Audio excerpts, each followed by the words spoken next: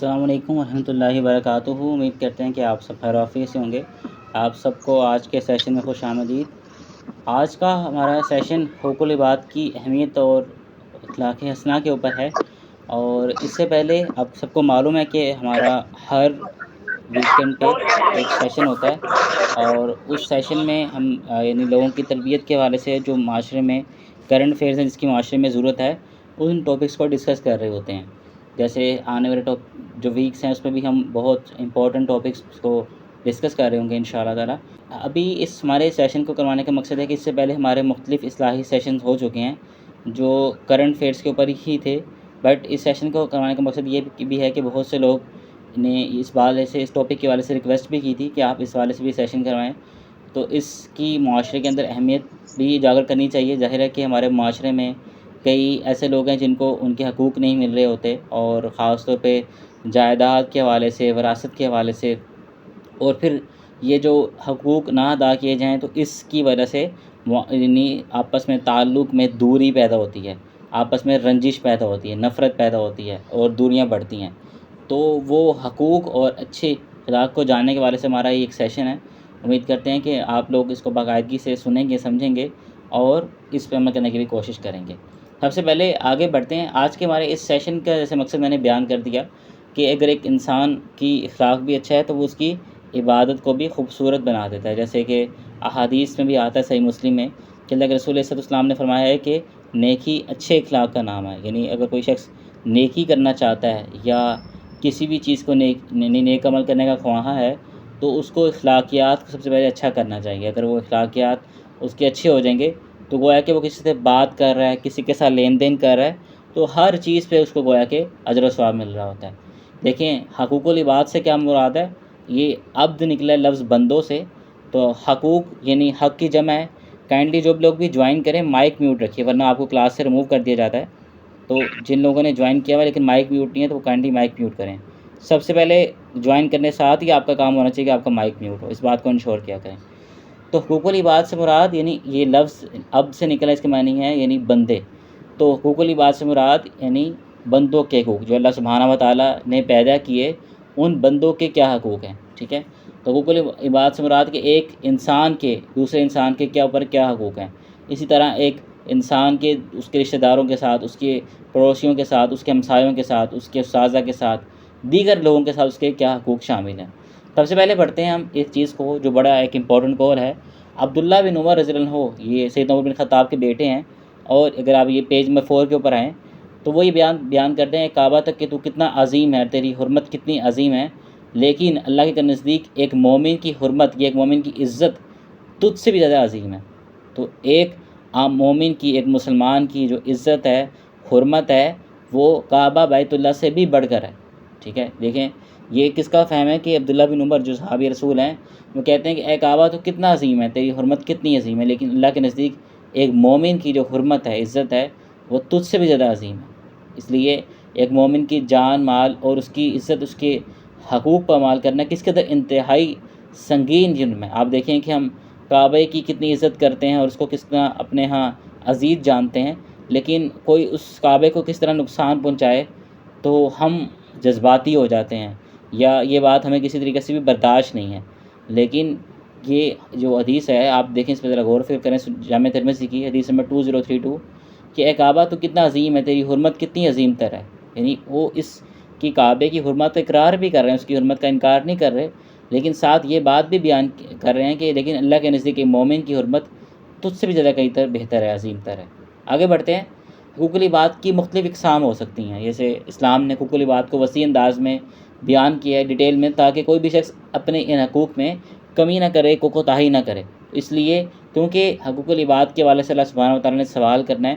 اللہ کے رسول اسلام نے فرمایا، حدیث میں آتا ہے کہ تم میں سے کسی شخص نے کسی کا اگر حق کھایا تو دنیا میں وہ لے لے یا اس کا لین دین کر لے، جو بھی اپنا معاملہ کرنا ہے، کیونکہ آخرت میں جو لین دین ہوگا وہ کرنسی جو چلے گی، ویلڈ ہوگی، وہ نیکیوں کی شکل میں ہوگی۔ تو یا تو آپ کو اس کو نیکیاں دینی پڑیں گی، یا اگر آپ کے پاس نیکیاں نہیں ہیں تو اس کے گناہ آپ کو یعنی اپنے سر لینے ہوں گے۔ اس لیے اسلام نے ان تمام تر حقوق کو بڑی ڈیٹیل سے بیان کیا۔ اس میں والدین کے حقوق ہیں، اولاد کے حقوق ہیں، رشتہ داروں کے، اسی طرح آپ کے ہمسایوں کے حقوق ہیں، استاذہ کے، یتیم اور مساکین کے، اور عام ہی مسلمان کے بھی حقوق ہیں۔ یہ تمام انشاءاللہ ہم پڑھیں گے، کیونکہ اگر ان حقوق کو ہم نہیں پڑھتے تو اس میں آپ یہ دیکھیں کہ آپ کوتاہی کریں گے۔ تو اب ہم آگے جا کے حدیث سے پڑھیں گے کہ ایک انسان اگر ان حقوق کو نہیں پڑھتا، نہیں جانتا، تو اس میں کوتاہی کا اس کو کیا انجام بھگتنا پڑتا ہے۔ دیکھیں اللہ کے رسول اسلام نے فرمایا کہ مسلمان پر 6 حقوق ہیں۔ تو صحابہ نے عرض کیا اللہ کے رسول کہ یہ بتائیے کہ یہ کون سے 6 حقوق ہیں جو ایک عام مسلمان کے دوسرے مسلمان پر ہیں۔ تو اللہ کے رسول اسلام نے فرمایا کہ جب بھی اس سے ملو تو سلام کرو۔ یعنی ہمارے ہاں یہ بہت کم بات لوگوں میں عام ہے کہ لوگ سلام سے بعض اوقات گریز کرتے ہیں۔ حدیث میں آتا ہے اللہ کے رسول اسلام نے فرمایا کہ کوئی شخص، بلکہ صحابہ کا یہ طریقہ تھا کہ اگر وہ شخص کسی سے سلام کیا ہے اور وہ درخت کی اس سائڈ سے پھر کے واپس آیا ہے تو وہ دوبارہ سلام کرتے تھے۔ اسی طرح سنن ابی داؤد کی حدیث موجود، اللہ کے رسول اسلام نے فرمایا کہ 2 لوگوں میں اللہ کے زیادہ قریب تر یا بہتر شخص وہ ہے جو ان میں سلام کرنے میں پہل کرتا ہے۔ تو بہت سے لوگ سلام کرنے میں ہچکچاتے ہیں، شرم کرتے ہیں، جبکہ اس سے اوائڈ کرنا چاہیے۔ سلام کرنے میں کیا شرم، بلکہ اللہ کے ہاں زیادہ تقویٰ کے قریب یا اللہ کے ہاں زیادہ قربت والا شخص وہ ہے جو لوگوں میں سلام کرنے میں پہل کرتا ہے۔ اسی طرح دوسرا کہ جب کوئی شخص مسلمان تمہیں دعوت دے، کسی دعوت پہ بلائے، تو اس کی دعوت قبول کرنی چاہیے، ظاہر اگر آپ کی استطاعت ہے۔ اسی طرح فرمایا کہ جب تم میں سے کوئی خیر خواہی طلب کرے تو اس کو خیر خواہی کرو۔ جیسے حدیث میں آتا ہے کہ رسول اسلام نے فرمایا کہ مسلمان دوسرے مسلمان کا بھائی ہے، وہ اس کو بے یار و مددگار نہیں چھوڑتا۔ اس طرح جب وہ چھینکے تو جب الحمدللہ کہے تو اس کے جواب میں کہے یرحمک اللہ، کہ اللہ تعالیٰ تم پر رحم فرمائے۔ تو ہم میں سے بہت سے لوگ الحمدللہ کہتے ہیں لیکن دوسرے کو پتہ نہیں ہوتا ہمیں اس کے جواب میں کیا کہنا ہے۔ اب یہ اس کے حقوق میں سے ہے، اگر ہم یہ جواب میں نہیں کہتے تو گویا کہ وہ قیامت یہ اس بات کا سوال کرے گا اللہ کہ اس بندے نے میرا یہ حق ادا نہیں کیا۔ اسی طرح 5واں حقوق ہے کہ جب کوئی مسلمان بھائی بیمار ہو جائے تو اس کی عیادت کرے، یعنی اس کی بیمار پرسی کرنے کے لیے جائے۔ اسی طرح فرمایا کہ جب وہ فوت ہو جائے تو اس کے جنازے کے ساتھ جائے۔ تو یہ عام ہی مسلمان کے دوسرے مسلمان پہ حقوق ہیں کہ کوئی بھی شخص، وہ آپ کا رشتہ دار ہے، بھائی ہے، جانے والا نہیں جانے والا، یہ 6 اس کے حقوق ہیں، ٹھیک ہے، کہ جب بھی وہ دعوت دے اس کی دعوت قبول کی جائے، وہ خیر خواہی طلب کرے اس کی خیر خواہی کی جائے، وہ چھینکے تو اس کے جواب میں الحمدللہ کے جواب میں الحمدللہ وہ کہے گا تو آپ یرحمک اللہ کہیں گے تو کہ اللہ تعالیٰ تم پر رحم فرمائے۔ جب وہ بیمار اس کی یاد کرے اور جب وہ فوت ہو جائے اس کو جنازہ پڑھے۔ آگے بڑھتے ہیں، حقوق العباد میں کوتاہی کا کیا انجام ہے۔ یہ بڑی ایک بہت امپورٹنٹ حدیث ہے۔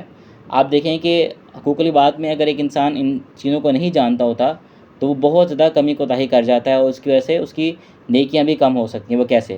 اللہ کے رسول اسلام موجود ہیں اپنے صحاب کے ساتھ اور سوال کرتے ہیں، اور اللہ کے رسول اسلام کو یہ جو عمل تھا سوال کرنے والا، یہ اصل میں آڈینس کو اپنی طرف متوجہ کرنے کے لیے ہوتا تھا کہ کیا تم جانتے ہو کہ کون میری امت کا مفلس شخص ہے۔ جیسے میں آپ میں سے کلاس میں سوال کروں، کیا میں آپ کو بتاؤں کہ مفلس ترین شخص اللہ کے رسول اسلام کی امت میں سے کون ہے، ٹھیک ہے، تو بہت سے لوگ اس میں اٹینٹیو ہو جائیں گے۔ تو اللہ کے رسول اسلام سے صحابہ نے جواب دیا، اس کا جو حدیث کا پہلا حصہ ہے کہ ہماری امت کا وہ مفلس شخص وہی اس کے پاس مال دولت نہ ہو، اس کے پاس پیسے نہ ہو۔ تو اللہ کے رسول اسلام نے فرمایا کہ نہیں، میری امت کا مفلس شخص وہ ہے جو قیامت کے دن نماز، روزہ اور زکوٰۃ لے کر آئے گا، لیکن اس طرح آئے گا کہ دنیا میں کسی کو گالی دی ہوگی، کسی پر بہتان جھوٹا الزام لگایا ہوگا، اس کا مال ناحق طریقے سے کھایا ہوگا، کسی کا خون بہایا ہوگا، اس کو مارا ہوگا۔ تو فرمایا کہ اس کی نیکیوں میں سے جیسے اللہ کے رسول اسلام نے فرمایا کسی کا حق دینا ہے یا کسی کی حق تلفی کی ہے تو دنیا میں لین دین کر لے، کیونکہ آخرت میں جو کرنسی ہوگی وہ نیکیوں کی شکل میں ہوگی۔ تو اللہ کے رسول اسلام نے فرمایا کہ اس کی نیکیاں اس شخص کو دے دی جائیں گی، کیونکہ پیسے تو وہاں چل نہیں رہے، کرنسی انویلڈ ہے پیسوں والی، اور فرمایا گیا کہ جو بھی اس نے حق تلفی کی ہوگی وہ سب کی سب نیکیاں اس کو دے دی جائیں گی۔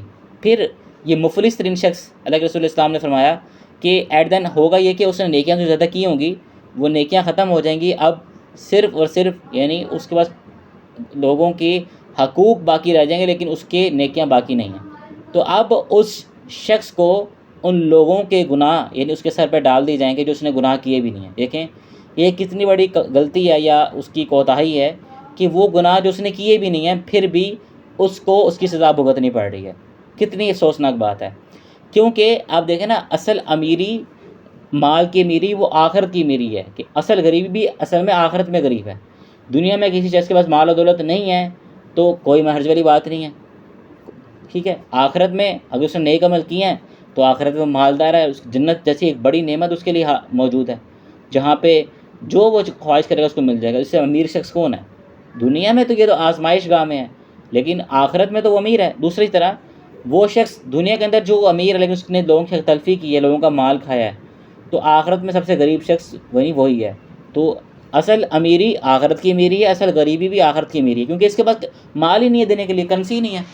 آخرت کا مال نیکی ہیں، تو اس لیے اپنے حقیقی مال کی طرف توجہ کریں، اس کو اکٹھا کرنے کی کوشش کریں۔ حقیقی مال کیا ہے؟ اس حدیث سے ایک تو پوائنٹ ہمیں یہ سیکھنے کو ملتا ہے۔ دوسرا پوائنٹ یہ سیکھنے کو ملتا ہے کہ کسی شخص نے یعنی اگر دیگر اپنے حقوق اللہ یعنی اللہ تعالیٰ کے حقوق ادا کیے ہیں لیکن حقوق العباد میں حق تلفی کی ہے، تو اس کو یعنی ایٹ دا اینڈ نقصان ہی ہے۔ مثال کے طور پر ایک شخص محنت کر کے تہجد کی نماز پڑھتا ہے، رات کو اٹھتا ہے، ظاہر ہے وہ سارے دن کا اگر وہ تھکا ہوا ہے تو رات کو نیند اس کی تھوڑی ڈسٹرب ہوتی ہے، مشکل ہوتا ہے، ظاہر ہے نفس کو کچل دینا ہوتا ہے انسان کو، اور وہ تہجد کی نماز پڑھتا ہے، بٹ ایٹ دین یہ اسی کے ساتھ کوتاہی کیا کر رہا ہوتا ہے کہ لوگوں کی حق تلفی کر رہا ہوتا ہے، اور اس حق تلفی کے سبب اب یہ دیکھیں اس کی نیکیاں بھی ضائع ہوگی، اور جن گناہوں سے جیسے مثال کے طور پر ایک شخص رات کو زنا کر رہا تھا، اب وہ جو شخص زنا کر رہا ہے رات کو، یہ شخص تہجد کی نماز پڑھ رہا تھا، بٹ اس نے حقوق العباد میں حق تلفی کی، اس کا وہ تہجد کا نماز کا ثواب اس کو چلا گیا، اور اس زنا کا گناہ اس کے ساتھ ڈال دیا جائے گا۔ مثال دے رہا ہوں تاکہ یہ اس گناہوں کی سزا بھگتے۔ توجہ کریں بات کو، کتنی بڑی یعنی کوتاہی ہے کہ اس نے وہ اپنی طرف سے نیکیاں کر رہا تھا، لیکن اس نے ان گناہوں کی سزا اس کو بھگتنی پڑے گی، اس نے گناہ کیے نہیں، دنیا میں تو بچا رہا کہ میں تو زانی نہیں ہوں، میں تو شراب پیتا ہی نہیں ہوں، ٹھیک ہے، اور میں تو جوا نہیں کھیلتا، نہ میں سود کھاتا ہوں یا کھاتی ہوں، لیکن ایٹ دین اس کے جو گناہ ہوں گے آپ کے ساتھ ڈال دی جائیں گے، اب اس کی سزا بھگتو۔ کس قدر بڑی یعنی ایک عذاب ہے کہ ہم گناہوں سے بچتے رہے لیکن اس معاملے میں کوتاہی کی، اب اس کا انجام کیا ہے کہ ہم وہ گناہ کی سزا بھگت رہے ہیں، اس کو ہم دنیا میں ناپسند کرتے تھے، ہم نے وہ گناہ کیے بھی نہیں، ہم اس کو نفرت کرتے تھے، اس سے دور رہتے تھے، لیکن ایٹ دین ہمیں سزا تو بھگتنی پڑے گی۔ کیوں؟ کیونکہ اس معاملے میں حق تلفی کی۔ اس لیے اب آپ کو آج کے سیشن کی امپورٹنس کا پتہ چل گیا ہوگا۔ آگے بڑھتے ہیں کہ اللہ رسول اسلام نے فرمایا جس کسی کے پاس یعنی اپنے مسلمان بھائی کے پاس ظلم ہوا اور اس کی عزت کی کسی چیز کے متعلق، تو آج اسے معاف کروا لے، اس سے پہلے کہ وہ دن آئے جس میں درہم اور دینار نہ ہو، کیونکہ آخرت میں یہ مال یہ کرنسی ویلڈ نہیں ہوگی۔ کیا کرنسی ویلڈ ہوگی؟ اگر کوئی نیک یعنی عمل ہوگا تو اس ظلم کے بدلے وہی لیا جائے گا، اور اگر کوئی نیک عمل اس کے پاس نہیں ہوگا تو اس ظالم یعنی مظلوم شخص کی برائیاں اس کے ساتھ ڈال دی جائیں گی، یعنی اس نے اس کے ساتھ ظلم کیا، اس کا مال کھایا، کچھ بھی اس کے ساتھ ظلم کیا، اب اس شخص کی گناہ اس کے ساتھ ڈال دی جائیں گے۔ اللہ اکبر کبیر۔ اللہ تعالیٰ ہم سب کو اس چیز سے محفوظ رکھے، لیکن یہ بہت ہی گھاٹے کا ہوتا ہے میرے خیال سے۔ دنیا کے اندر یعنی انسان نے وہ انجوائمنٹ بھی نہیں کی، اللہ کی بات کو مانتا رہا اور تمام تر گناہوں سے بچا رہا، لیکن اس نے حقوق العباد کے اندر حق تلفی کی، اس کا انجام کیا ہوا کہ اس کو وہ گناہوں کی سزا بھگتنی پڑی ہے جو اس نے گناہ کیے بھی نہیں ہیں۔ اسی طرح اللہ کے رسول اسلام نے یعنی فرمایا کہ کیا میں تمہیں سب سے بڑے گناہ نہ بتاؤں؟ عرض کیا کہ اللہ کے رسول کی ضرور بتائیے، تو فرمایا کہ اللہ کے ساتھ شرک کرنا یعنی یہ گناہ کبیرہ ہے اور یہ انسان کے دائرہ اسلام سے خارج کر دیتا ہے، اس کے بعد والدین کی نافرمانی کرنا۔ اسی لیے والدین جب فوت ہو جائیں تو ان کے لیے دعا کثرت سے پڑھتے رہنا چاہیے۔ یہ جو ابراہیم علیہ السلام کی دعا ہے سورۃ ابراہیم کے اندر موجود ہے آیت نمبر 41 میں کہ ربنا یا ربک اغفر لی، دونوں سے ثابت ہے، ٹھیک ہے، یعنی ربنا یہ عام طور پہ جمع کے صیغے میں ہے اور ربی یعنی واحد کے صیغے میں ہے، تو دونوں طرح پڑھا جا سکتا ہے، اور یہ دعا کو لازمی پڑھنا چاہیے۔ اسی طرح دیگر بھی جو دعائیں ہیں والدین کے لیے کرنی چاہیے، کیونکہ حدیث میں آتا ہے کہ ایک یعنی شخص کے درجہ بلند کیا جاتا ہے جنت کے اندر، وہ کہتا ہے کہ اللہ کہ میں تو فوت ہو چکا ہوں اور میرا تو کوئی عمل منقطع ہو چکا ہے، اب میرا یہ درجہ کیسے بلند کیا گیا؟ تو اس کو کہا جاتا ہے کہ یعنی تمہاری اولاد اس نے دنیا کے اندر موجود ہے اور تمہارے لیے مغفرت کی دعا کی ہے، یہ حدیث نیچے لکھی بھی ہوئی ہے، تو اس کی عوض تمہارا یہ یعنی درجہ بلند کیا جا گیا ہے۔ اسی لیے اپنی یعنی ہمارے ہاں یہ ہوتا ہی ہے کہ لوگ اسی طرح فوکس کرتے ہیں کہ جی ہمارا بیٹا ڈاکٹر بن جائے یا ہمارا بچہ کو کامیاب ہو جائے، لیکن جب آپ کو موت آئے گی، جب آپ کے یعنی اصل زندگی آپ کی سٹارٹ ہوگی، آپ کے اندر آپ کے سامنے دنیا کی حقیقت کھلے گی اور آپ کو معلوم ہوگا اصل یہ دنیا کی زندگی تو ایگزام ٹائم تھا، ایگزام پیریڈ تھا، یہ تو ہمیں ٹیسٹ کرنے کے لیے دنیا میں بھیجا گیا تھا، اصل تو ہمارا بھی سٹارٹ ہو رہا ہے کام، یعنی جو اصل زندگی ہے، تو وہ پھر اس کے لیے بچہ کروڑ پتی ہو جائے، اس کا کوئی نفع نہیں پہنچ رہا، بچہ کروڑوں بھی کما لے، اس والدین کو کوئی نفع نہیں پہنچ رہا۔ والدین کیسے اس سے نفع پا سکتے ہیں بتائیں؟ والدین کیسے بچے کو سکھا کے نہیں گئے تو بھائی آپ فیل ہیں، آپ ناکام ترین، دنیا کے ناکام ترین نکمے فیل والدین ہیں، سب سے ناکام نکھٹو والدین ہیں وہ، جو اپنے بچوں کو دنیا کے لیے تیار کرتے ہیں لیکن آخرت کے لیے تیار کرنا چاہیں۔ آخرت کے لیے وہ فوت ہو گیا ان کا بچہ، ان کو نام لینے کے لیے تیار نہیں، اس بچے کے لیے دعا نہیں کر رہا، تمہارے لیے نیک عمل نہیں کر رہا۔ سب سے ناکام ترین، سب سے فیل ہیں آپ، بالکل ناکام ہے، زیرو۔ آپ نے اپنی طور پہ دنیا کی زندگی بھی ناکام، اور دنیا کے ناکام ترین والدین وہ ہیں۔ حدیث میں بھی آتا ہے، کتاب اللہ کے اندر تعالیٰ فرماتا ہے کہ سب سے زیادہ نقصان اٹھانے والے وہ لوگ ہیں جنہوں نے، یہ سب سے زیادہ اللہ تعالیٰ نے ان لوگوں کا رد کیا ہے کہ جن لوگوں نے اپنے اور اپنے اولاد کو، اپنے اہل و عیال کو آخرت کے دن، اس قیامت کے دن خسارے میں ڈالا، تکلیف میں ڈالا۔ سب سے زیادہ برے لوگ وہ ہیں۔ تو یہ سب سے ناکام ترین والدین ہیں۔ اس لیے ان بچوں کو یہ یعنی آپ تعلیم دیں۔ اسی طرح اولاد کو بھی چاہیے کہ جب والدین چلے جائیں تو ان کی یعنی یہ مغفرت کی دعا کریں۔ اسی طرح دنیا کے اندر بھی ایسے فرمایا کہ اگر اس بات پہ کہ وہ تیرے در پہ ہوں کہ تم ایسا شریک کر، یعنی تم اس کا جو تمہیں گناہ کبیرہ کی دعوت دے رہے ہیں، اللہ کے ساتھ شرک اور کفر کی دعوت دے رہے ہیں، یہ تم اس کی بات نہیں مانو گے۔ اللہ کی معصیت میں کسی کی اطاعت جائز نہیں ہے، یعنی طرح کی یعنی نافرمانی میں کسی کی اطاعت جائز نہیں ہے جہاں پہ اللہ کی نافرمانی ہو، جسے اللہ تعالیٰ کا ایک حکم موجود ہو اور وہاں پہ والدین کوئی آپ کو بات کہیں تو اس وقت والدین کی بات نہیں مانی جائے گی، اللہ تعالیٰ کی بات مانی جائے گی۔ لیکن جیسے حدیث میں آتا ہے، صحیح بخاری میں حدیث ہے کہ اللہ کے رسول اسلام نے فرمایا کہ اللہ کی نافرمانی میں کسی کی اطاعت نہیں ہے، اطاعت تو صرف نیکی کے کاموں میں ہے، ٹھیک ہے؟ یعنی اللہ تعالیٰ نے حکم دیا ایمان والو، حکمرانوں کی اطاعت کرو، بیوی کو حکم دیا شوہر کی اطاعت کرو، اور اولاد کو حکم دیا والدین کی اطاعت کرو۔ ان تمام اطاعت، لوگوں کی اطاعت مشروط ہے اللہ کی اطاعت کے ساتھ۔ اگر یہ اللہ کی اطاعت کے مطابق آپ حکم دے رہے ہیں تو ان کی بات مانی جائے گی، ورنہ ان کی بات نہیں مانی جائے گی۔ اسی طرح اللہ کے رسول صلی اللہ علیہ وسلم سے سوال کیا گیا، بلکہ اللہ کے رسول صلی اللہ علیہ وسلم نے فرمایا کہ تم مومنوں کی آپس میں ایک دوسرے کے ساتھ رحمت اور محبت کا کرنے والا معاملہ کرنا، اور ایک دوسرے کے ساتھ لطف نرم خوئی، یعنی آپس میں ایک دوسرے کے ساتھ انجوائے کرنا، یا ایک دوسرے سے پیار محبت سے بات کرنا، ایسا جیسے ایک جسم کی طرح ہو۔ جیسے حدیث میں آتا ہے کہ مومن کا مومن کے ساتھ ایسا تعلق ہے جیسے ایک جسم میں اگر بالکل کسی کے پاؤں پہ چوٹ لگ جاتی ہے، بٹ اس کی وہ پاؤں بالکل اس کی جسم کا آخری حصہ ہے، لیکن پوری باڈی وہ درد محسوس کر رہی ہوتی ہے۔ کسی کے سر میں درد ہے تو پورا اس کا جسم ڈسٹرب ہوتا ہے۔ تو جیسے ایک جسم میں کہیں بھی درد ہو، تکلیف ہو، تو پورا جسم اس کی کمی محسوس کر رہا ہوتا ہے۔ اسی طرح مومن کا دوسرے مومن کے ساتھ ایسا معاملہ ہے۔ اللہ کے رسول اسلام نے فرمایا کہ اپنے بھائی کی مدد کرو، ٹھیک ہے، خواہ وہ ظالم ہو یا مظلوم۔ اللہ کے رسول اسلام سے پوچھا گیا، اللہ کے رسول کہ مظلوم ہے تو اس کی، جس پر ظلم ہو رہا ہے، یعنی اس کو مظلوم کہتے ہیں، اس کی تو ہم مدد کریں گے کہ اس کو یعنی ظلم سے بچا لیں گے، ظالم کی مدد کیسے کریں؟ اللہ کے رسول اسلام نے فرمایا کہ اس ظالم سے یعنی اس کا ہاتھ روک لو برائی سے۔ کیسے؟ کہ اس کی مدد یہ ہے کہ ہم اس کو برائی سے روک لیں، وہ جہنم سے بچ جائے، اس گناہ سے بچ جائے۔ تو ظالم کی مدد بھی کرنی ہے، مظلوم کی مدد بھی کرنی ہے۔ تو جب آپ دونوں کی مدد کرنا چاہتے ہیں تو ظالم کے ہاتھ کو روک لیں، ظالم کو اس برائی سے روک لیں، تو گویا کہ آپ نے دونوں کی مدد کر دی۔ اسی طرح مظلوم کی مدد کریں۔ اسی طرح آپ دیکھیں کہ اللہ کے رسول اسلام نے فرمایا کہ بے شک مومن اپنے اچھے اخلاق کی وجہ سے مسلسل روزہ رکھنے والے اور رات بھر قیام کرنے والے شخص کے درجے کو پا لیتا ہے۔ یہ عام طور پہ ہمارے ہاں اس شخص کو نیک سمجھا جاتا ہے کہ جو شخص دن میں روزہ رکھتا ہے، اور روزہ پاکستانی روزہ نہیں ہے، اصل میں وہ روزہ جو کتاب و سنت کے مطابق رکھا جاتا ہے۔ احادیث میں آتا ہے کہ اللہ کے رسول اسلام نے فرمایا کہ وہ یعنی کوئی شخص اگر روزہ رکھے اور وہ پھر بھی گناہ کے کام کرے تو اللہ کا کوئی حاجت نہیں کہ وہ اپنا کھانا پینا چھوڑ دے۔ تو روزہ وہ ہوتا ہے جس میں گناہ کو نہ ہو، اگر گناہ ہے تو وہ روزہ نہیں ہے، اس کو روزہ نہیں کہتے، ٹھیک ہے، نہ وہ روزہ اللہ کے یہاں قبول ہوتا ہے۔ پاکستانی روزہ نہیں، اصل میں جو کتاب و سنت کے مطابق روزہ ہے۔ تو ہم سمجھتے ہیں کہ یہ شخص یعنی اپنی خواہشات کو اس نے روکے رکھا، اپنے نفس کو کچلا ان دن کے وقت، اور رات میں بھی جاگ کے نماز ادا کی، تو ہم سمجھتے ہیں نیک شخص ہے۔ لیکن ایک شخص اپنے اچھے اخلاق کی وجہ سے، اخلاق حسنہ کی وجہ سے ان کے درجے کو پا لیتا ہے۔ اور یہی سیم فضیلت صحیح بخاری میں آتا ہے، اللہ کے رسول اسلام نے فرمایا اس شخص کو بھی مل جاتی ہے کہ وہ شخص جو مساکین اور بیوہ کے کام آتا ہے، ان کی مدد کرتا ہے، وہ شخص بھی اسی سیم فضیلت کو پا لیتا ہے کہ اس کا درجہ برابر ہے وہ شخص جو دن میں روزہ رکھتا ہے اور رات بھر قیام کرتا ہے۔ تو ہمارے ہاں یہ بلا شبہ ایک افضل ترین اعمال ہیں کہ ایک انسان رات بھر قیام کرے اور اس طرح دن میں روزہ رکھے، لیکن اخلاقی حسنہ، اچھے اخلاق کی وجہ سے ایک انسان ان چیز کو پا لیتا ہے۔ اسی طرح ہم سب کا یقین ہے، ہم سب کو یہ بات معلوم ہے کہ قیامت میں اللہ تعالیٰ ایک ترازو قائم کرے گا، اور اس ترازو کے اندر ہم سب کی نیکیاں اور برائیاں تولی جائیں گی، اور اس نیکیوں برائیاں جب تولی جائیں گی تو ان میں جس کی برائیاں زیادہ ہوں گی اس کو جہنم میں ڈال دیا جائے گا، اور اس کی نیکیاں زیادہ ہوں گی اس کو جنت میں داخل کر دیا جائے گا۔ لیکن اس ترازو میں سب سے قیمتی چیز، سب سے بھاری چیز کیا ہوگی؟ سب سے وزن والا عمل کون سا ہوگا؟ اللہ کے رسول السلام نے فرمایا قیامت کے مومن کے میزان میں، اس کے ترازو میں حسن اخلاق یعنی اچھے اخلاق سے بڑھ کر کوئی بھاری چیز نہیں ہوگی۔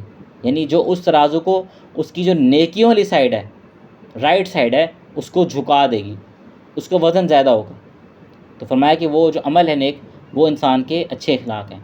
اسی طرح اللہ رسول اسلام نے فرمایا کہ میرے نزدیک تم میں سے دنیا میں سب سے زیادہ محبوب اور قیامت دن سب سے زیادہ جو قریب میرے سے اٹھنے والا شخص وہ ہے، یعنی اللہ رسول اسلام کی جو قربت چاہتا ہے قیامت دن، اور اللہ کو سب سے زیادہ محبوب، اللہ رسول کو جو محبوب شخص ہے وہ وہی ہے جو بہترین اخلاق والا ہے۔ اس طرح سب سے زیادہ ایمان بھی مکمل یا کامل، یہ کامل لفظ مکمل سے نکلا، تکمیل اس کے بیان کی ہو چکی ہے، جو بہتر اخلاق والا ہے۔ اچھا، اب اخلاقیات میں سب چیزیں آتی ہیں، نہ صرف جیسے اخلاقیات کا سٹارٹ کیسے کریں۔ مثال کے طور پر آپ میں سے کوئی شخص کہتا ہے کہ ہم اپنے اخلاق کو کیسے اچھے بنا سکتے ہیں۔ صحیح مسلم حدیث اللہ کے رسول اسلام نے فرمایا کسی بھی نیکی کو حقیر مت جانو، خواہ تمہارا اپنے مسلمان بھائی سے مسکرا کر ملنا ہی ہو۔ جب آپ کسی مسلمان بھائی سے مل رہے ہیں، ابھی آپ نے بات نہیں سٹارٹ کی، ابھی کوئی تعلق نہیں ہوا، ابھی آپ نے کوئی گفٹس نہیں دیے، کچھ بھی نہیں دیا، ابھی جسٹ ملاقات ہوئی ہے، تو پہلے اخلاقیات، پہلا جو پریشن ہے، آپ اس سے مسکراتے ہوئے ملیں۔ اور اللہ کے رسول اسلام نے فرمایا کسی بھی نیکی کو حقیر مت جانو، خواہ اپنے مسلمان بھائی سے مسکرا کر ملنا ہو۔ تو یہ ظاہر ہے کہ سیم جینڈر کے ساتھ ہے، مسلمان میل کے ساتھ مسکرا کے ملے گا اور فیمیل کے ساتھ مسکرا کے ملے گی۔ یہیں سے فرسٹ امپریشن جو اخلاقیات کا سٹارٹ ہوتا ہے وہ یہاں سے ہوتا ہے۔ سب سے پہلے کہاں سے ہوتا ہے؟ مسکرا کے ملنے سے۔ پھر آپ بات کریں تو آپ اس کو سلام کریں کہ تم پر سلامتی اور رحمت و برکت، اس کے لیے دعا کریں۔ اس کے بعد پھر آپ اس سے یعنی حال چال پوچھیں کہ آپ کیسے ہیں، سب حال و مزاج ٹھیک ہیں، سب خیر و عافیت ہے، گھر میں آپ کے سب ٹھیک ہیں۔ اس طرح یہ ایک ذرا ہمارے ایک معاشرے کی ثقافت بھی ہے، ہمارے معاشرے کی۔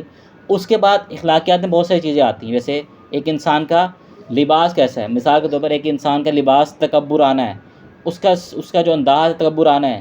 اب وہ ڈائریکٹلی تو کسی کو یعنی افیکٹ نہیں کر رہا، لیکن انڈائریکٹلی یہ چیز اخلاقیات میں آتی ہے، تو یہ آپ کا برا اخلاق ہے کہ آپ تکبر، آپ کی یعنی کہتے ہیں نا گردن میں سڑی ہے، یا پھر آپ کہیں کہ آپ کا لباس ایسا ہے کہ آپ تکبرانہ چال چل رہے ہیں، آپ کہیں تکبر ہے، تو یہ چیز نہیں ہونی چاہیے، ٹھیک ہے۔ ہمیشہ عاجزی ہونی چاہیے کہ آپ لوگوں یعنی کے ساتھ یہ اب جب مل رہے ہو تو ان کو یہ فیل نہ ہو کہ جی یہ بڑا ہم سے اکڑ کے مل رہا ہے، یا پھر یہ بات کرتے ہوئے بڑا کر رہا ہے، یا یہ بہت زیادہ اس طرح اوائڈنگ ایٹیٹیوڈ، ایسا نہیں ہونا چاہیے۔ مومن تو کھل مل کے، اور اسی طرح جب آپ مسجد میں بیٹھیں تو لوگوں کے لیے یعنی جگہ کو کشادہ کر دیں۔ اسی طرح ایک انسان مل رہا ہوتا ہے نا، کسی کو سیٹ دیں، اس کو بیٹھنے کی جگہ دیں، اس کے ساتھ ملیں۔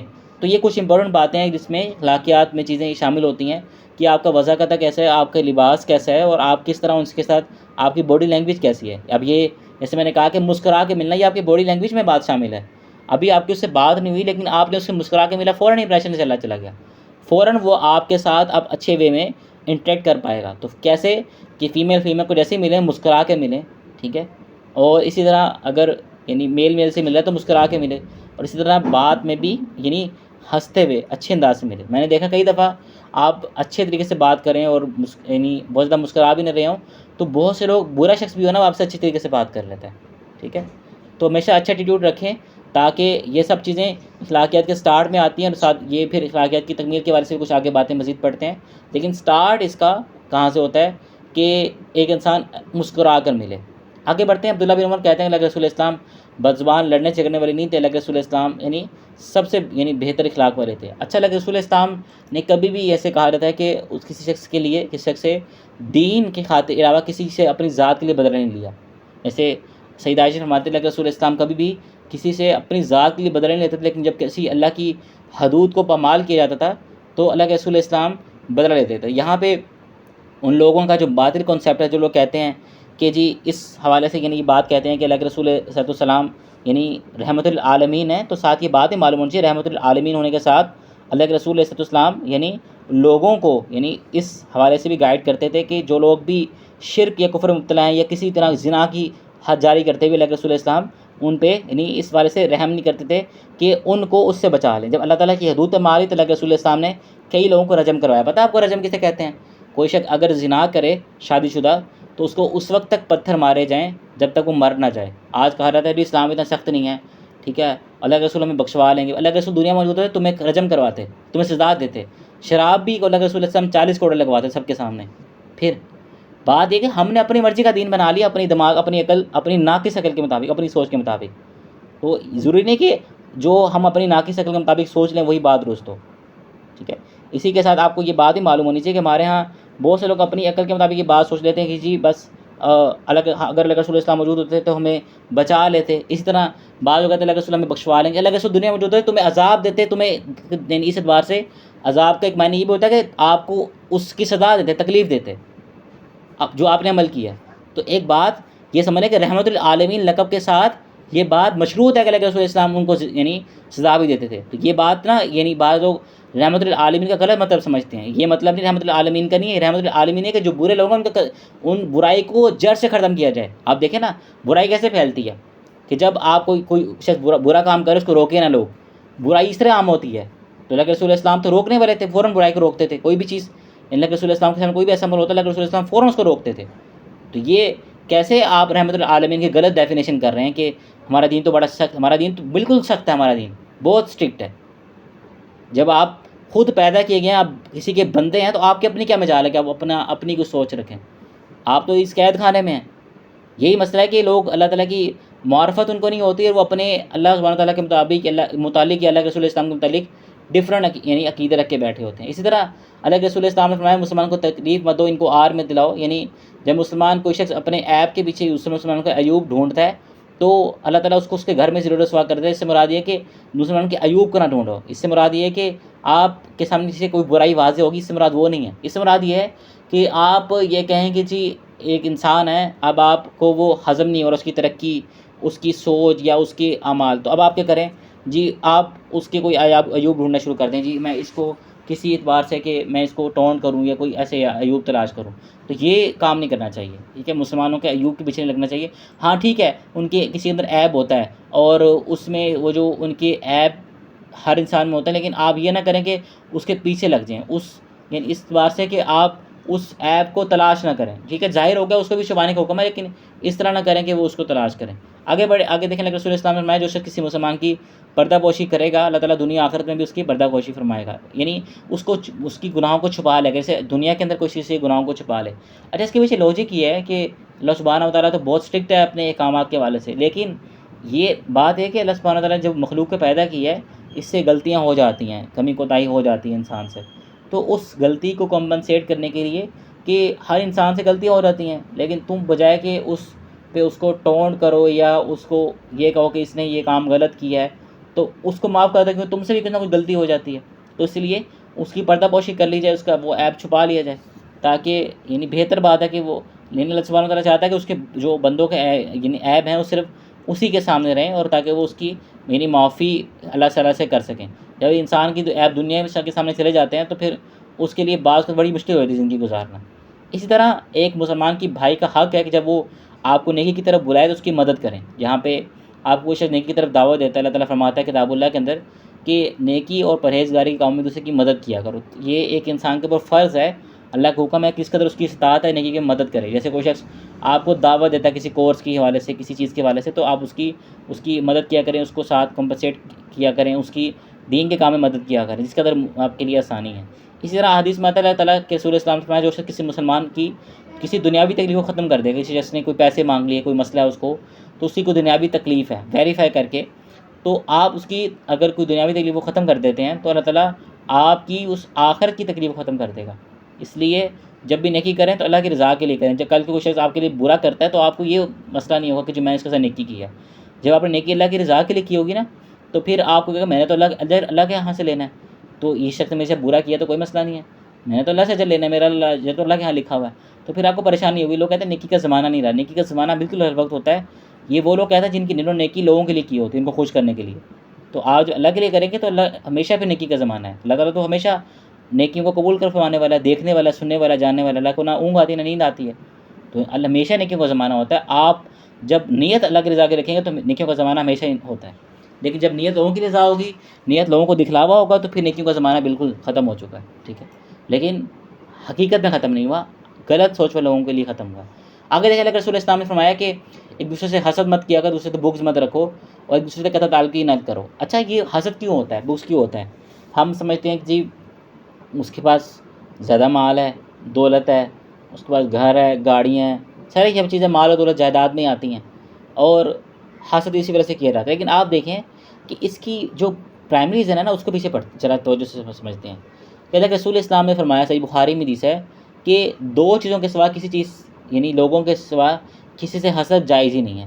کیسے؟ پہلی چیز کہ وہ شخص جس کو اللہ تعالیٰ نے قرآن و سنت کی تعلیم دی ہے اور وہ اس تعلیم کو یعنی صبح شام اس کی ایسی گزرتی ہو کہ وہ اس تعلیم کو لوگوں میں عام کرتا ہو، تو پہلا وہ شخص ہے۔ دوسرا وہ شخص ہے جس کو اللہ تعالیٰ نے مال و دولت دی ہو اور وہ شخص اس کو یعنی صبح شام اللہ کے راستے میں یعنی خرچ کرتا ہو۔ اب اس حدیث میں الفاظ ہیں، بعض لوگ کہتے ہیں کہ جی ہم اس لیے مال و دولت کے پیچھے بھاگ رہے ہیں کہ ہم لوگ امیر بن سکیں، لوگوں میں مال خرچ کر سکیں۔ دیکھیں اس میں الفاظ کہیں بھی نہیں کہ امیر بنو پھر اس میں خرچ کرو۔ ٹھیک ہے، اگر ایک انسان کو لگتا ہے کہ میرے پاس اپرچونیٹی ہے، میں کر سکتا ہوں، تو بالکل کوشش کرے۔ لیکن یہاں ہمارے ہاں لوگ اپنی ذاتی خواہشات کو دین کے لبادے میں چھپا کے پورا کر رہے ہوتے ہیں۔ ہوتا یہ ہے کہ دنیا بھی حاصل نہیں کر پاتے اور دین سے بھی دور ہو جاتے ہیں۔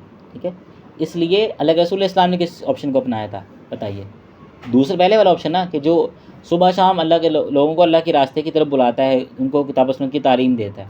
تو اس لیے اپنے آپ کو یعنی کبھی بھی دنیاوی طور پہ کمپیئر کرنا حلال ہی نہیں ہے، جائز ہی نہیں ہے۔ ہمیشہ یہ جو جائز صورت ہے کمپیئر کرنے کی وہ ہے آخرت کے اعتبار سے۔ تو ہمارا وہ سوچ، وہ وقت سب کا سب گناہ کے اندر گزر رہا ہے۔ ہمارا وہ وقت فرشتے گناہ لکھتے جا رہے ہیں، جب گھنٹہ آدھا گھنٹہ بیٹھ کے آپ سوچ رہے ہیں، پریشان ہیں، مفت کا گناہ سر مول لے رہے ہیں۔ اس چیز کو چھوڑ دیں، اس کے پاس مال ہے ختم ہو جانا، اس کے بعد بھی موت آئی سب ختم ہے، سارا مال اس کے وارثوں کا، ان کے بھی ختم، وہ بھی موت آئی ان کا بھی ختم، کتنا عرصہ وہ رہ لے گا؟ اصل مال کی طرف جائیں نا، اصل مال، اصل جو مفلس شخص ہے جو آخرت میں غریب ہے وہ اصل غریب ہے، جو آخرت میں امیر ہے وہ اصل امیر ہے، اور آخرت کی جو کرنسی وہ نیکی ہیں۔ ٹھیک ہے، اس چیز کی طرف آپ جب جائیں گے نا تو پھر آپ کو حسد نہیں ہوگا، آپ ان برائیوں سے نکل جائیں گے۔ مسئلہ ہے کہ ہم دنیا کو پرائیورٹائز کرتے ہیں نا، پھر حسد آتا ہے۔ حسد کیوں ہوگا؟ ہمارے یہاں آج کل بہت ہی کم لوگ نیکیوں کی طرف آگے بڑھ رہے ہیں، دوڑ لگا رہے ہیں۔ آگے اس میں تو بڑھنا آسان ہے، آج کل کتنا آسان ہے، آپ آن لائن کورس ہیں، آن لائن کلاس جوائن کریں، پڑھیں، سیکھیں، بکس کو پڑھیں، بکس کو خریدنے کی ضرورت نہیں، PDF کے اندر بکس موجود ہیں، بتائیں ہزاروں کی بکس آتی ہیں، بکس PDF کے اندر موجود ہیں، موبائل کے اندر آپ پڑھ سکتے ہیں۔ لیکن بات ہے کہ آپ کے لیے کام آسان کر دیا گیا، لیکن ظاہر ہے کہ وہ شخص جو پاکستان پڑھنا چاہے۔ اس طرح غصہ، یعنی اللہ کے رسول السلام نے فرمایا کہ طاقت وہ شخص نہیں جو یعنی کشتی کے اندر یا ایک جو پہلوانی کے اندر اس دوسرے شخص کو ہرا دے یا اس کو بچھاڑ دے، بلکہ وہ ہے کہ جو غصے وقت اپنے آپ کو قابو میں رکھے۔ اس سے مراد یہ کہ یعنی جو غصہ ہے وہ یعنی ایک انسان جب اس کو پی جاتا ہے، جیسے حدیث میں بھی آتا ہے کہ اس کو اگر وہ یعنی اس کے اوپر نافذ کرنے کی یا اس کو غصہ نکالنے کی وہ طاقت رکھتا تھا، لیکن اس کو کنٹرول کر لیا، اس نے اس کو غصہ نہیں نکالا، تو اللہ تعالیٰ قیامت کے دن اس کو یعنی بلائے گا اور اس کو یعنی جنت کی حوروں میں سے کوئی بھی حور چننے کا ایک موقع دے گا کہ وہ جس کو بھی چاہے اس حور کو حاصل کر لے۔ اسی طرح آپ کو یہ بات معلوم ہونی چاہیے کہ ایک انسان یعنی جب غصہ کر رہا ہوتا ہے تو اس کا بلڈ پریشر بھی اس وجہ سے بڑھ رہا ہوتا ہے، اس کا HP بھی ڈاؤن ہو رہا ہوتا ہے، خون بھی جل رہا ہوتا ہے۔ اس لیے غصے سے پرہیز کرنا چاہیے۔ حدیث میں آتا ہے جب کوئی انسان غصہ اس کو آئے تو کھڑا ہو تو بیٹھ جائے، بیٹھا تو لیٹ جائے۔ سائنس بھی اس بات کو پروو کر چکی ہے کہ جب انسان لیٹا ہوتا ہے سب سے زیادہ اس کا بلڈ پریشر تب نارمل ہوتا ہے جب وہ لیٹا ہوتا ہے۔ تو اس لیے کہا گیا کہ جیسے ہی کھڑے ہو تو بیٹھ جاؤ۔ ایک کھڑے ہوئے شخص کا بلڈ پریشر زیادہ ہوگا بنسبت بیٹھے ہوئے کے، اور ایک بیٹھے ہوئے شخص کا بلڈ پریشر یعنی زیادہ ہوگا بنسبت لیٹے ہوئے شخص کے۔ تو جیسے وہ لیٹے گا بیٹھے گا فوراً بلڈ پریشر ڈاؤن ہوگا، نارمل ہوگا، فوراً اس کا غصہ کم ہو جائے گا۔ جیسے حدیث میں آتا ہے کہ شیطان انسان کے جسم میں خون کی طرح گردش کرتا ہے، جیسے خون یعنی انسان کے جسم میں دوڑتا ہے نا، ویسے شیطان بھی دوڑتا ہے۔ تو فرمایا کہ اب یہ کہ جیسے اس بات کو سائنس نے پروو کیا کہ شیطان تیزی سے ہمارے جسم میں دوڑ رہا ہوتا ہے، ہمیں غصہ ہوتا ہے۔ جیسے فرمایا کہ حدیث میں آتا ہے کہ شیطان بھی آگ سے پیدا کیا گیا اور غصہ بھی شیطان کے سبب ہوتا ہے۔ تو اس چیز سے ہم سب کو بچنا چاہیے اور ہم سب کو جس قدر ممکن ہو اس چیز سے اوائڈ کرنا چاہیے۔ آگے بڑھتے ہیں، یعنی غصے کے والے سے ہم نے کچھ پوائنٹس باتیں سیکھی ہیں۔ احسان جتلانا، یہ بہت بڑی یعنی ایک گمراہی ہے۔ دیکھیں ایک لفظ ہے یہ احسان، لفظ احسن سے نکلا ہے، روٹ ورڈ اس کا ہے سین نون ہے، اور عربی زبان میں یہ لفظ ہے، اردو میں بھی استعمال کیا جاتا ہے، اور لفظی معنی اس کا ہے نیکی۔ تو ایک اس کا معنی ہے کہ کوئی شخص کہے کہ میرا احسان ہے، اس کو میری تمہارے پر نیکی ہے۔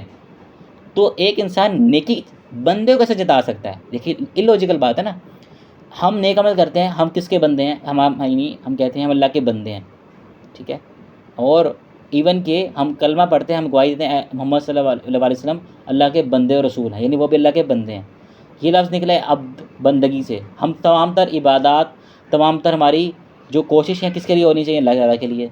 تو جب آپ کسی اس کی مخلوق کے ساتھ، اس کے بندوں کے ساتھ نیکی کر رہے ہیں تو اس کو کوئی نیکی جتا رہے ہیں، اللہ کو جتائیں، اللہ میں نے اس بندے کے ساتھ نیکی کی ہے میرا یہ عمل کر دے، یہ بالکل جائز ہے۔ اگر ایک انسان اس طرح دعا کرے، اللہ کہ تیرا فلاں بندہ مشکل میں صاحب، میں نے اس کی مدد کی، تو میرا یہ نیک عمل تجھے میں پیش کرتا ہوں، یعنی وسیلے کے طور پر تو میرا یہ عمل، میرا یہ کام آسان کر دے، میری بھی مشکل آسان کر دے، بالکل جائز ہے، اس میں کوئی حرج والی بات نہیں ہے۔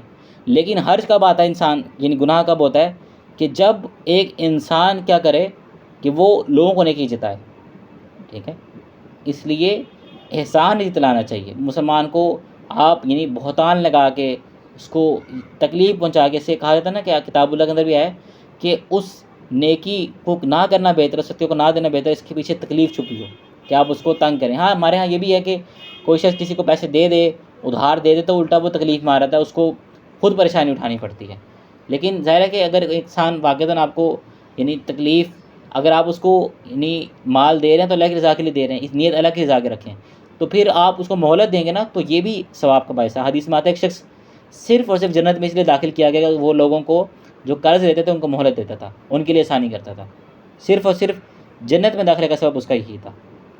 تو آپ دیکھیں کہ ایک انسان کو اس کی طرف بڑھنا چاہیے۔ آگے بڑھتے ہیں کچھ ہم امپورٹنٹ پوائنٹس کی طرف، کہ ایک انسان کو اپنے مسلمان بھائی کے لیے وہی یعنی چاہنا چاہیے جب تک وہ اپنے لیے نہیں چاہتا۔ فرمایا کہ تم میں سے کوئی شخص ایمان والا نہیں ہوگا جب تک اپنے مسلمان بھائی کے لیے وہ نہ چاہے جب وہ خود کے لیے چاہتا ہے۔ اسی طرح ہمیں چاہیے کہ مسلمان لوگوں کی رستے سے تکلیف دہ چیز ہٹا دیں۔ یہاں پہ جو احتجاج ہوتا ہے، دھرنا ہوتا ہے، یہ جائز نہیں ہے، حرام ہے اسلام میں۔ اگر آپ کوئی شخص دھرنا دیتا ہے، احتجاج کرتا ہے، لیکن راستہ بند کرتا ہے مسلمانوں کے راستہ، تو یہ ملعون شخص ہے، لعنتی شخص ہے، جو یہ اپنی ذاتی مفاد کے لیے، اپنے مشکل کے حل کے لیے لوگوں کے راستہ بند کرتا ہے۔ اسی طرح حدیث میں آتا ہے جو شخص یعنی حق پر ہوتے جھگڑا چھوڑ دے، فرمایا کہ میں جنت کے بیچ میں اس شخص کے لیے مہتا، یعنی میرے ذمے ہے، میں اس کی ضمانت دیتا ہوں یا اس کا ضامن ہوں۔ کون؟ اللہ کے رسول اسلام کے۔ اللہ کے رسول اسلام اس کی ضمانت دیتے ہیں کہ میں اس کو محل خود دوں گا، یعنی جو شخص حق پر ہوتے ہوئے جھگڑا چھوڑ دے۔ ظاہر ہے کہ اگر ایک انسان حق پر ہے پھر بھی جھگڑا چھوڑ دیتا ہے، چلو ٹھیک ہے، ادھر سے یعنی غلط کلامی ہوگی، گالیاں گالم گلوچ ہوگی، برا بھلا کہا جائے گا، پھر ہاتھا پائی بھی ہو سکتی ہے، مزید نفرت بڑھ سکتی ہے، وہ اس کو چھوڑ دیتا ہے۔ اس لیے فرمایا کہ جو جھوٹ کو چھوڑ دے اگرچہ مزاح میں بھی ہو۔ حدیث میں آتا ہے اللہ کے رسول اسلام نے فرمایا کہ 3 مرتبہ فرمایا ہلاکت ہے اس کے لیے، اور 3 مرتبہ فرمایا ہلاکت ہے اس کے لیے، ہلاکت ہے اس کے لیے کہ جو اس لیے جھوٹ بولے تاکہ لوگوں کو ہنسائے۔ تو یہ کامیڈین جتنے بھی ان کی تمام کی کمائی حرام ہے، ان تمام کامیڈینس کے لیے ہلاکت ہے، کہ جو اللہ کے رسول اسلام کی وحی والی زبان سے ان کے لیے ہلاکت کی وعید بیان ہوئی ہے، اور ان کی تمام یہ کمائی حرام ہوتی ہے، جو لوگوں کو اس لیے یعنی بس ان کو ہنسائے ہوتے ہیں تاکہ ان کو پیسے ملے، اور وہ بس جھوٹ بولتے ہیں کہ اس نے یہ کیا۔ اسی طرح نرمی کے حوالے سے بھی اللہ کے رسول اسلام نے فرمایا کہ جس کو نرمی عطا کی گئی، یعنی اس کو اس سے بڑی کوئی بھلائی عطا نہیں کی گئی۔ اچھا، اچھے اخلاق کی اللہ کے رسول اسلام کی دعا بھی ملتی ہے، اس پیج میں 24 پہ، اس کو بھی ہمیں پڑھنا چاہیے، اور برے اخلاق سے بچنے کی دعا بھی ملتی ہے۔ دونوں دعائیں ہمیں پڑھنی چاہیے۔ یہ دعائیں اس میں اللہم انی اعوذ بک، یہ والی جس میں دعا مانگی گئی ہے برے اخلاق سے بچنے کی، اور دوسرے میں کہ ہمیں اچھے اخلاق کی طرف دعا مانگی گئی ہے۔ اچھا، آگے کچھ حقوق العباد کے بارے سے پڑھتے ہیں کہ ہمارے ہاں یہ امپورٹنٹ ہے، میں نے کچھ باتوں کو جلدی کور کروایا ہے تاکہ ہم کچھ امپورٹنٹ پوائنٹس کی طرف آ سکیں۔ ہمارے ہاں یہ ہوتا ہے کہ لوگ صدقہ کرتے ہیں، ہمارے دوست کو خرچ کرتے ہیں، لیکن رشتہ داروں کو فراموش کر دیتے ہیں، رشتہ داروں کو بھول جاتے ہیں، ٹھیک ہے، یعنی ان کو نہیں پوچھتے۔ یہ غلط بات ہے، بہت ہی ایک نامناسب بات ہے۔ اس لیے رشتہ داروں کی بھی مدد کرنی چاہیے، ان کے اوپر بھی صدقہ کرنا چاہیے۔ اللہ کے رسول اسلام نے فرمایا کہ مسکین پر صدقے کا ثواب ہے، لیکن رشتہ دار کے ساتھ یعنی صدقہ کرنا اس کو صلہ رحمی کا بھی ثواب ملتا ہے اور صدقے کا بھی ثواب ملتا ہے۔ اسی طرح اللہ کے رسول اسلام نے فرمایا کہ یعنی جب پہلا اللہ کے رسول اسلام مدینہ آئے تو اللہ کے رسول اسلام نے پہلی جو ان کو دعوت دی وہ یہی دی کہ یعنی تم لوگ سلام پھیلاؤ اور لوگوں کو کھانا کھلاؤ، اور یعنی اس طرح صلہ رحمی کرو، لوگوں کے ساتھ حسن سلوک کرو، تو اور جس وقت لوگ سو رہے ہوں اس وقت تم رات کو نماز پڑھو، تم سلامتی کے ساتھ جنت میں داخل ہو جاؤ گے۔ تو سلامتی کے ساتھ جنت میں داخل ہونے کا فارمولہ یہ ہے کہ سلام کو عام کیا جائے، ہر یعنی جان پہچان والے کو بھی سلام کیا جائے جس کو، اور جو آپ جس کو نہیں بھی پہچانتے اس کو بھی سلام کیا جائے، یعنی کوئی انجان میں تب بھی سلام کریں۔ سلام میں پہل کرنے والا شخص اللہ کے قریب تر ہوتا ہے۔ اس طرح کھانا کھلائے کوئی شخص کسی کو، اور طعام یعنی کھلائے، اور اسی طرح جب لوگ سو رہے ہیں اور رات کو تہجد کی نماز پڑھے تو یہ سلامتی کے ساتھ جنت میں داخل ہونے کا فارمولہ۔ اسی طرح یتیموں کا مال نہ کھایا جائے، ان پر سختی نہ کی جائے۔ یتیم وہ شخص ہوتا ہے جو، یتیم کی ڈیفینیشن ہے کہ جو شخص بالغ نہ ہو اور اس کے والدین فوت ہو چکے ہیں، اس کو یتیم کہتے ہیں۔ بالغ ہو جائے تو یتیمی ختم ہو جاتی ہے۔ یتیمی سیدنا علی کے لیے روایت کرتے ہیں موقوفاً، یہ ثابت ہے ان سے کہ یتیمی سے بلوغت تک ہے، تو جیسے کوئی بالغ ہو جاتا ہے اس کی یتیمی ختم ہو جاتی ہے، پھر وہ اپنے جو نہ اس کو وراثت میں حق ملا ہوا ہے جو بھی ہے اس کا خود حقدار ہے، خود اس کو دیکھ بھال سکتا ہے. اس لیے یتیم پر سختی نہیں کرنی چاہیے اللہ تعالیٰ رسول اسلام نے، بلکہ ہم نے حدیث میں بھی آتا ہے کہ وہ شخص جو یتیم اور مساکین یعنی بیواؤں کے ان لوگوں کے کام آتا ہے، وہ شخص ان لوگوں کا جیسا اجر پا لیتا ہے جو شخص یعنی رات گئے نماز پڑھتا رہتا ہے اور اسی طرح دن میں روزہ رکھتا ہے. اس لیے یتیموں کے ساتھ بھی اس نے سلوک کرنا چاہیے.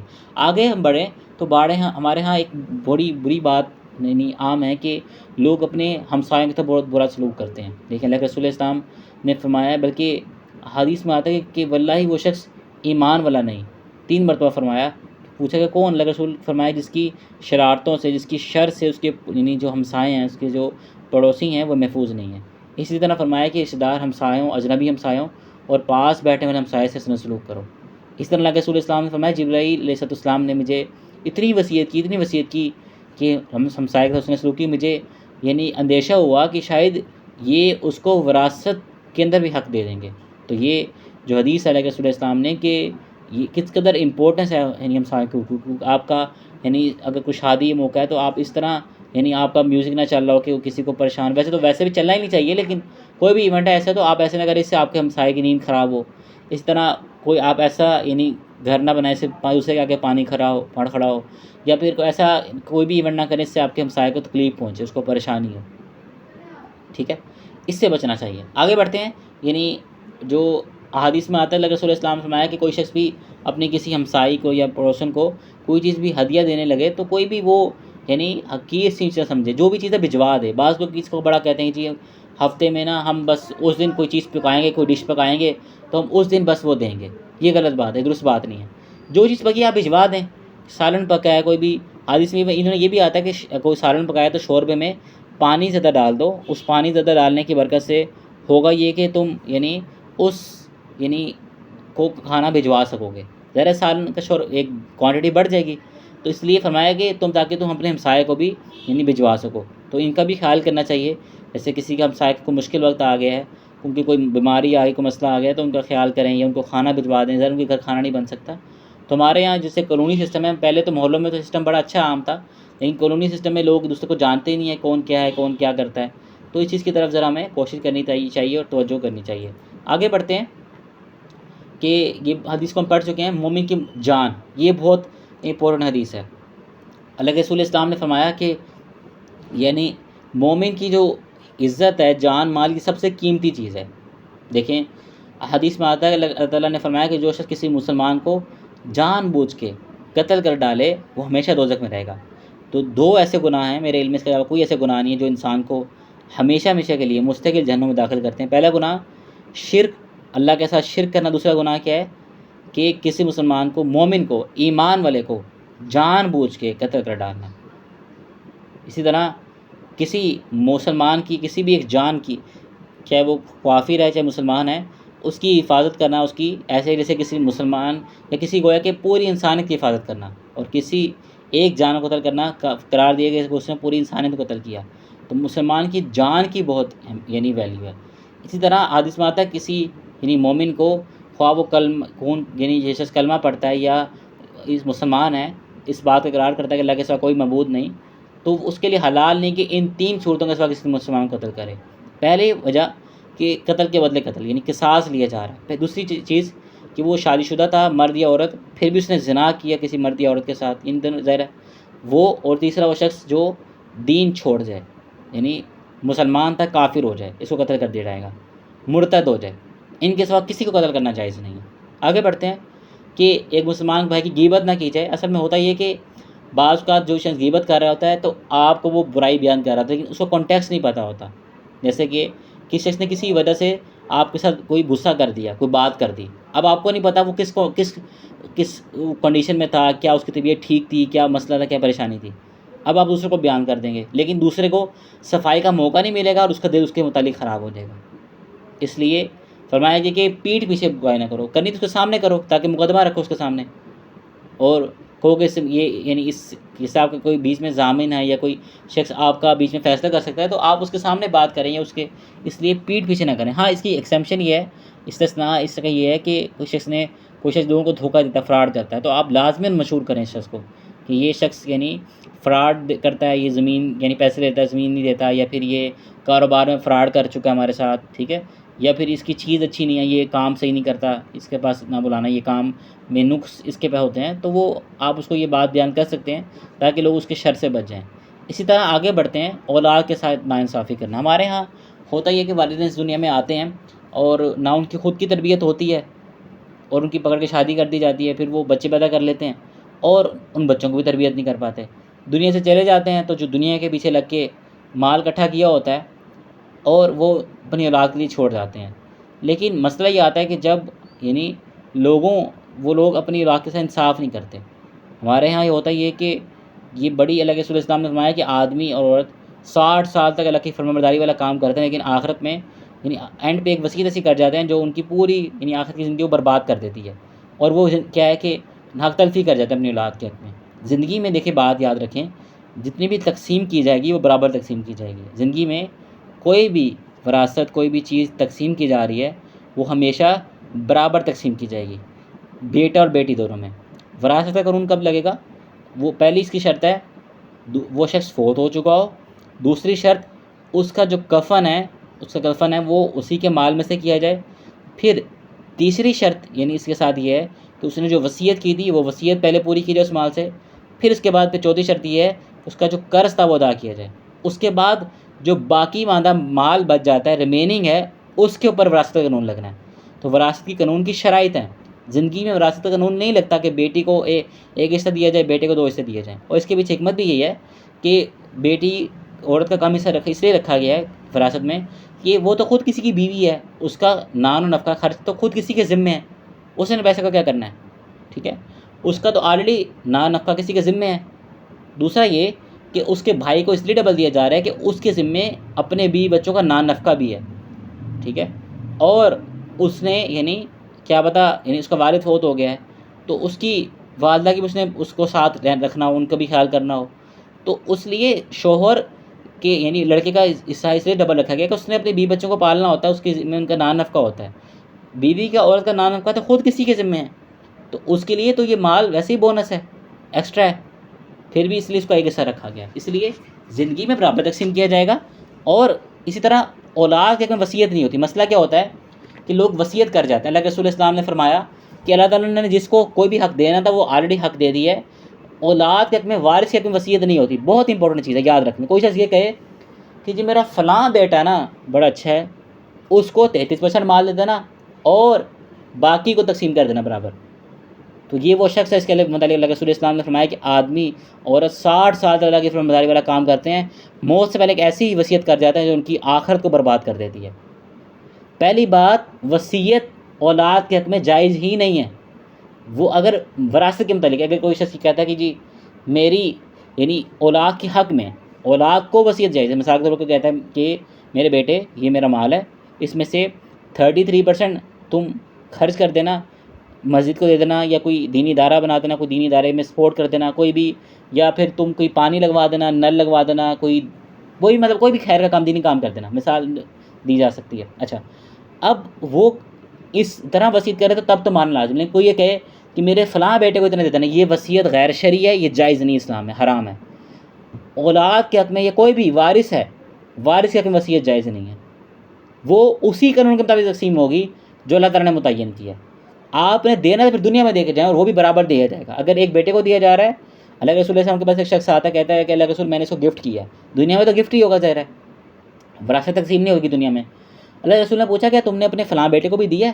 یہ مشہور حدیث ہے، نعمان بن بشیر رضی اللہ عنہ والی، اور وہ کہتے ہیں کہ اللہ کے رسول میں نے تو نہیں دیا۔ اللہ کے رسول نے فرمایا میں اس ظلم پہ گواہ نہیں بنتا، یہ اللہ کے رسول نے ظلم قرار دی کہ ایک بیٹے کو دیا جائے، ایک بیٹے کو نہ دیا جائے۔ اس لیے دنیا کے اندر آپ بیٹ اور بیٹی میں برابر تقسیم کریں گے، اس کو وراثت نہیں کہا جائے گا، اس کو گفٹ کہا جائے گا، عربی زبان میں ہبہ کیا آ جائے گا، کوئی بھی نام رکھ لیں آپ اس کو، ٹھیک ہے۔ لیکن وراثت کا قانون کب لگے گا؟ میں نے 4 کرائٹیریا بتایا، فوت ہو چکا ہو، اس کا یعنی وہ جو کفن دفن اس مال میں سے ہو، وصیت ادا کی جائے، قرض ادا کی جائے، باقی جو مال بچے اس وراثت کا قانون لگے گا۔ تو یہ دنیا کے اندر ایک بہت بڑی حق تلفی ہوتی ہے، اسی لیے یہ حق تلفی کر جاتے ہیں، پھر بعد میں بچے بجائے کہ آپس میں اتحاد کر کے والدین کے صدقہ جاریہ کا کام کریں، کوئی دین کا کام کریں، آپس میں لڑ رہے ہوتے ہیں، جھگڑ رہے ہوتے ہیں، اور وہ کیس چل رہا ہے عدالت میں، بس پیسے لگ رہے ہیں، وکیل ان کی جیبیں بھر رہی ہیں، بھائی یہ وکیلوں کی روزی روٹی آپ کی کمی کوتاہی کی وجہ سے چل رہی ہے. آپ لوگ اپنا اچھا اخلاق کر لو, لڑائی جھگڑا نہ کرو, حق پر ہوتے ہوئے بعض کا جھگڑا چھوڑ دو, یا پھر اللہ کے یہاں ذرا اس کی لازم نہیں کیا کہ حق پر ہوتے جھگڑا چھوڑ دو, لیکن ترغیب دی گئی ہے. تو یہ سارے عدالتیں کی ختم ہو جائیں. ٹھیک ہے, یہ کیا حکمران کہتے ہیں آپ کو؟ یہ دیکھیں نا, لوگ کہتے ہیں جی حکومت یعنی شرافت نازم نہیں, یعنی لاگو نہیں, نافذ نہیں ہے. تو یہ حکمران کبھی کہتا ہے حق تلفی کرو, بیٹی کو حق نہ دو یا بہن کو حق نہ دو؟ یہ تم خود کرتے ہو نا, اس کو قرآن تو نہیں دکھا, اس نے تو قانون بنایا ہوا ہے, آپ کو حق تلفی کر رہے ہو. اسی طرح یعنی ایک انسان کو چاہیے کہ اپنے یعنی اولاد کو یعنی نماز کو حکم دے. اسی طرح آپ دیکھیں کہ مزید بھی کہ وراثت کی یہ جو میں نے حدیث آپ کے سامنے بیان کر دی ہے کہ کس نے وراثت کے حق وراثت اور کسی کو محروم کیا, اللہ تعالیٰ قیامت کے دن اس کو جنت کی میراث سے محروم کر دے گا. یعنی اگر کوئی شخص کسی کو وراثت سے محروم کر دیتا ہے تو اللہ تعالیٰ اس شخص کو قیامت کے دن جنت سے محروم کر دے گا. یہ اللہ تعالیٰ نے جب حقوق کی بڑی امپورٹنٹ یعنی یہ اللہ تعالیٰ کی حدود ہیں. دیکھیں اللہ سبحانہ وتعالیٰ نے جب سورۃ النساء کے اندر نا یہ وراثت کا قانون بیان ہوا ہے, جب ان قانون کو بیان کر دیا تو فرمایا یہ کہ یعنی یہ اللہ کی حدود ہیں, ان حدود میں یعنی پامری نہ کرنا, اللہ تعالیٰ کی نافرمانی نہ کرنا, یہ اللہ کی حدیں ہیں. اسی لیے آپ دیکھیں حدیث میں آتا ہے کہ اللہ کے رسول اسلام فرمایا جس کسی نے یعنی یہ دیکھیں امپورٹنٹ حدیث ہے صحیح بخاری کی, جس کس نے ظلم کے ساتھ ایک بالش پہلے کتنی ہوتی ہے, آپ لوگ اپنا ابھی یہ جو آپ کا ہاتھ سے لے کے نا کونی تک کا حصہ, بعض نے کہا اس سے بھی چھوٹا لیکن اتنا حصہ, اس کو کہتے ہیں ایک بالشت. یہ دیکھیں کتنا حصہ ہے, آپ خود اپنے ہاتھ کو ذرا کریں, میں نے اس وقت اپنے ہاتھ کو ایسے کیا ہوا ہے. اس حصے میں کوئی شخص کسی کا ہتھیال ہے, اس میں کیا آتا ہے بتائیں, اس میں کیا, اس سے انسان اتنا حصہ چھوڑ کے کیا فائدہ حاصل کر سکتا ہے؟ اس میں کوئی چیز آتی ہے؟ اس میں شاید ایک پلیٹ بھی صحیح طریقے سے نہ آ سکے, گلاس سے ایک پلیٹ. فرمایا کسی نے اتنا بھی کسی کا حصہ ناحق طریقے سے حاصل کیا, اس کو 7 زمینوں کا طوق پہنایا جائے گا. اور ایک اور روایت ہے کہ اس کو 7 زمینوں تک قیامت دن دھنسا دیا جائے گا. اللہ اکبر کبیرہ. اللہ تعالیٰ ہمیں اسی سے محفوظ رکھے کہ وہ لوگ جنہوں نے اپنی بہن کو حصہ نہیں دیا, حق نہیں دیا, ان کا قیامت دن یہ انجام ہونے والا ہے. دنیا میں تو کیس لڑ کے قتل کر دیا, کیس لڑ دیا, جیت لیا پیسے لگا کے, اس کو اس کے حق سے محفوظ کر لیا. قیامت کے دن اللہ تعالیٰ پکڑ لے گا اور پھر 7 زمینوں کا طوق پہنا کے یہ بعض کو مکس کر دیتے ہیں, 2 عذاب ہیں. تو جو سنیں, 7 زمینوں کا طوق پہنایا جائے گا گلے میں, اور پھر 7 زمینوں میں دھنسا دیا جائے گا. بعض نے اس کو ایک شماری ہے لیکن یہ ڈفرینٹ ہے. 7 زمینوں تک اس کو دھنسایا بھی جائے گا. ایک روایت غالباً اس کا نمبر 3196 ہے یا 3195 ہے صحیح بخاری کا. تو اس کو بھی اگر آپ دیکھیں تو کتنی سخت ترین عذاب ہے. اور یہ کتنا ہے, یہ 10 مرلے نہیں, 5 مرلے نہیں, دوبارہ یاد کریں ایک بالشت جو دوبارہ اپنے دیکھیں ہاتھ سے اگر کونی تک کا حصہ. تو کس قدر یعنی ایک انسان کی گمراہی ہے کہ سوچیں اس نے لوگ مرلے ہڑپ کر جاتے ہیں دوسرے کا, کیا اس کا انجام ہونے والا ہے. اس لیے غیر مسلموں کے ساتھ بھی اس نے سلوک کرنا چاہیے. دیکھیں اللہ کے رسول اسلام میں جس نے کسی یعنی ذمی کو جو یعنی اس بحاف پہ ہمارے ساتھ رہ رہا اور جو وہ ٹیکس دے گا یا ایک جزیہ دے گا, اس میں سے کسی حق تلفی کی یا طاقت سے بڑھ کر اس پہ بوجھ ڈالا یا اس سے ظلم کے ذریعے کوئی چیز چھین لی, تو قیامت کے دن میں اس کا مدعی بنوں گا, میں اس کی طرف سے جھگڑا کروں گا اپنے مسلمان یعنی اس کے خلاف. تو اس چیز کو ذرا سمجھیں کہ یہ کتنی بڑی یعنی ایک انسان کی حوالے سے گمراہی ہے کہ ایک انسان یعنی اس دنیا کے اندر تو اس انجوائے کر لیتا ہے تھوڑے سے فائدے کو, لیکن وہ آخرت میں اس کا کیا انجام ہونے والا ہے. تو کوئی شخص اگر کافر بھی ہے تو اسلام نے اس قدر اس کی اہمیت اس کی اجاگر کی ہے کہ اللہ کے رسول نے فرمایا میں خود اس کا مدعی بنوں گا, یعنی میں خود اس یعنی شخص کے بحاف پہ مقدمہ لڑوں گا. تو اس چیز سے انسان کو بچنا چاہیے. اسی طرح کچھ مزید بھی پوائنٹس باتیں تھیں جو کچھ سکپ کیے ہیں, لیکن ظاہر ہے کہ وہ PDF سینڈ کیا گیا, آپ پڑھ لیجیے گا. تو آج کی ہماری کلاس اتنی تھی, پوائنٹس زیادہ تھے تو, لیکن یہ تھا کہ ہم نے کوشش کی کہ اس چیز کو پڑھ لیں.